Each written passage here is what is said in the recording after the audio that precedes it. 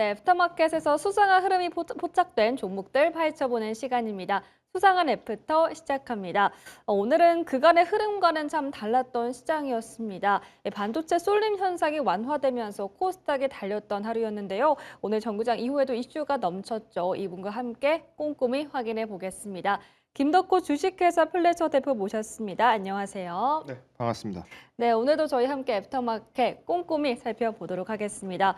오늘 양시장 흐름이 엇갈렸습니다. 이 애플발 치플레이션 그리고 오픈 AI의 IPO 지연 소식이 들리면서 오늘 반도체가 약세를 보였지만 오후 들어 이 정부가 메가 프로젝트를 발표하면서 관련주 투심을 받았던 모습이었죠. 또 바이오도 고개를 들었는데요. 대표님 오늘 애프터마켓 어떻게 보셨을까요? 사실 이제 뭐 애프터마켓에서도 이제 뭐 코스닥 종목들이 좀 많이 상승을 했습니다. 그러니까 네. 이 말인즉슨 이제 지금 시장이 사실 코스피 중심에서의 쏠림 현상들이 이제 하반기가 되면서 완화가 되고 있지 않나라고 좀 판단을 하고 있고요. 특히나 이제 지금 상반기 같은 경우에는 사실 이제 뭐 실적이 워낙 좋았던 반도체 종목들을 중심으로 해서 많은 종목들이 움직였습니다. 근데 하반기 같은 경우에는 이제 오히려 실적 자체가 저평가됐다. 오히려 하반기 모멘텀들이 강력하게 있다라는 섹터들이 굉장히 좋은 움직임을 보이고 있습니다. 특히나 이제 뭐 바이오라든지 아니면 2차 전지 뭐 여기에 더 나가서는 우리가 이제 뭐 관광, 화장품까지도 굉장히 많은 종목들이 좀 나오고 있기 때문에 저는 일단 오늘 이제 대체 거래소에서도 이런 종목들이 많이 거론이 되고 있다는 거는 그동안 이제 상반기 내에서의 조정이 나왔던 즉 우리가 이제 6월 초순 이후부터 해서 포트폴리오 조정으로 상당한 매물들이 나왔을 때 이 현금들이 이제 자연스럽게 코스닥으로도 유입이 되고 있지 않는가라는 입장에서 본다면은 오히려 하반기 코스닥 랠리도 충분히 기대할 수 있는 좋은 시장이 될 것이다 판단을 하고 있습니다. 네, 오늘 이 코스닥의 반등이 시작되면서 앞으로 하반기에 코스닥의 질주가 시작될 것이다 라고 전망까지 주셨습니다. 이렇게 애프터마켓 마감 상황 살펴봤고요. 이제 정규장과의 차이가 컸던 종목들 살펴보도록 하겠습니다.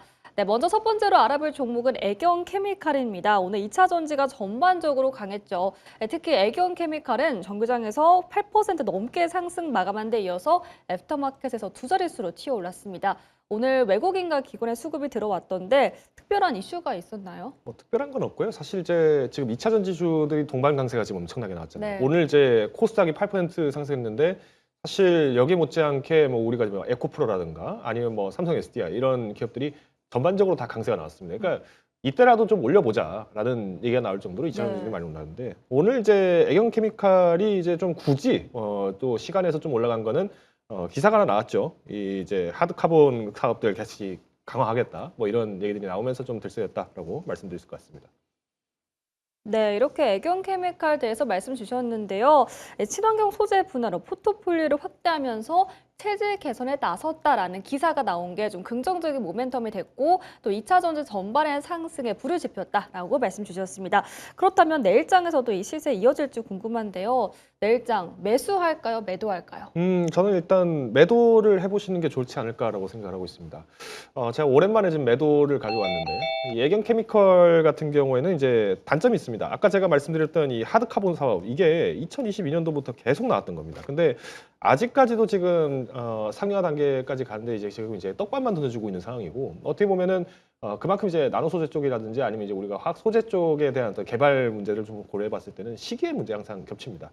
근데 이제 애경케미칼이 이제 지금 고전을 하고 있는 가장 큰 원인은 이제 유가죠. 아무래도 이제 중동 사태가 뭐 잘 이제 완만하게 이루어지지 못하고 있다 보니까 유가가 뭐 60불 이하로 확 떨어지지도 않고 또 여기에 이제 문제는 병목 현상으로 인해서 여전히 인플레이션이 압박을 많이 받다 보니까 우리가 이제 일상용품에서 소모되는 우리가 이제 뭐 화학 소재 제품들 같은 경우도 여전히 매출이 좀 부진하게 나오고 있지 않느냐라는 질타가 나오고 있습니다.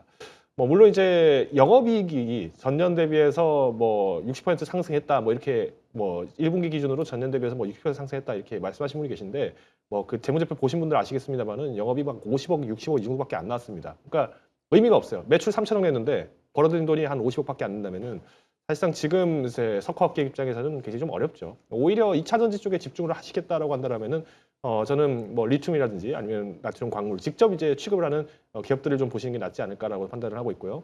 물론 이제 제가 오늘 매도 의견을 드리긴 했습니다만은 이제 애경 산업이 이제 애경 케미칼이 본격적으로 안정화 되는 것은 오히려 이제 이 중동 사태가 마무리되는 직후가 되지 않을까라고 판단을 하고 있습니다. 그래서 지금은 단기간 상승에서는 좀 차익 실현 관점으로 접근하시자라는 의미에서 매도 의견 드리겠습니다. 네, 지금은 매도 의견을 주셨습니다. 단기간 급등했기 때문에 수익 실현을 해보고 나중에 공략해보자라는 관점 주셨습니다. 이어서 다음 종목 알아보도록 할 텐데요. 신성 델타테크입니다. 역시나 2차 전지 종목이에요. 오늘 정규장에서 21%대 급등 마감한 데 이어서 애프터마켓에서 상한가로 마무리를 했어요. 이 종목도 한번 짚어볼까요? 일단 뭐 신성델타테크는 예전에 이제 뭐 초전도체 관련해서 이슈 나왔을 때 그때 좀 반짝하다가 네. 뭐 지금 또 이제 오랜만에 좀 주가가 움직이지 않나라고 생각을 하고 있는데요. 아마 이제 이 초전도체 때 그때 주가 기억하시는 분들은 아마 깜짝 놀라실 겁니다. 그러니까 이렇게까지 주가가 떨어지느냐 뭐 이런 얘기를 할 정도로 뭐 36,000원까지 지금 미끄러진 상황인데요. 오늘 이제 강세가 나왔던 거는 이제 메가 프로젝트 관련해서 이제 이슈가 좀 있죠. 아무래도 이제 로봇 산업 관련해서 특히 이제 피지컬 AI에 대한 정부 지원이 강화될 것이다. 얘기가 나오면서 이제 강세가 나왔고요. 특히 이제 장중에 이제 뭐 굉장히 좋은 주가 움직임을 보이다 보니까 이 흐름들이 좀 내일까지 이어가지 않겠는가. 여기에 이제 탄력을 좀 받으면서 주가가 좀 시간에서도 마찬가지로 높게 나타나고 있는 것으로 확인되고 있습니다. 네, 신성 델타테크 다음 달 열리는 이 로보컵 이륙기획에서 새로운 홈로봇 레미를 선보인다고 밝혔습니다. 더불어 정부가 발표한 메가 프로젝트 수혜 기대감도 받아가고 있는 종목인데요. 그렇다면 내일장 투자 전략 어떻게 세워보는 게 좋을까요? 네, 일단 신성델타테크도 앞서서 이제 말씀드렸던 이 애경케미컬하고 좀 비슷한 게 이제 우리가 일상용품에 대한 어떤 매출들, 특히 이제 가전제품에 대한 매출들이 확대가 안 되면은 사실 이제 뚜렷한 성과를 만들기가 쉽지가 않습니다. 근데 지금 뭐 워낙 물가가 높다 보니까 뭐 TV 좀 고장 나더라도 그냥 좀 고쳐 쓰고 몇 대 때려가지고 그냥 좀 쓰고 이렇게 네. 하시는 분들 계시잖아요. 그러니까 이게 마찬가지로 신성텔테크도 이제 우리가 뭐 좋은 고객사들을 굉장히 많이 두고 있습니다. 뭐 이차전지 쪽 같은 경우도 뭐 많은 이슈들이 있겠지만은 뭐 아직까지는 이제 로봇 산업 쪽에 좀 더 집중을 했을 때 우리가 이제 이 테마 부각의 효과를 지금 기대해 본다라면은 저는 신성텔테크 매도하시는 게 맞지 않을까라고 판단을 하고 있습니다. 네, 신성 델타테크에 대해서는 내일장 매도 의견을 주셨습니다. 잘 참고해 보시길 바라겠고요. 이제 다음 종목을 넘어가 보도록 할게요. 큐리오시스가 궁금합니다. 오늘 애프터마켓에서 5%대로 추가 상승이 나왔습니다. 네, 찾아보니까 무상증자를 발표했던데 이게 어떤 효과가 있을까요? 네, 뭐 이름값대로 정말 큐리어스한 어떤 네. 결정이 좀 나오지 않았나 생각을 하는데 이번에 이제 무상증자를 하게 된 거는 결국은 이제 뭐 주주 지배권을 강화를 하겠다라는 뭐 취지로 보여집니다. 근데 사실 이제 이렇게 뭐 1대1 비율로 이제 무상증자를 진행을 하게 되면은 단기간에 좀 차익률이 좀 나오지 않을까라는 좀 걱정이 좀 되긴 합니다. 근데 뭐 어디까지나 이제 이 큐리오시스 입장에서도 사실은 이제 자금 조달을 하는 데 있어서 이제 앞으로의 어떤 주가 재고라든지 그리고 이제 생산 역량에 대한 강화 자신감이 나왔기 때문에 이런 모습이 나왔다는 점을 보신다면은 뭐 내일장에서도 뭐 단기적으로 좀 주가가 좀 상승할 수 있는 여력은 충분히 남아 있지 않을까라고 판단을 하고 있습니다. 네, 이 종목에 대해서는 매수 전략을 세워주셨습니다.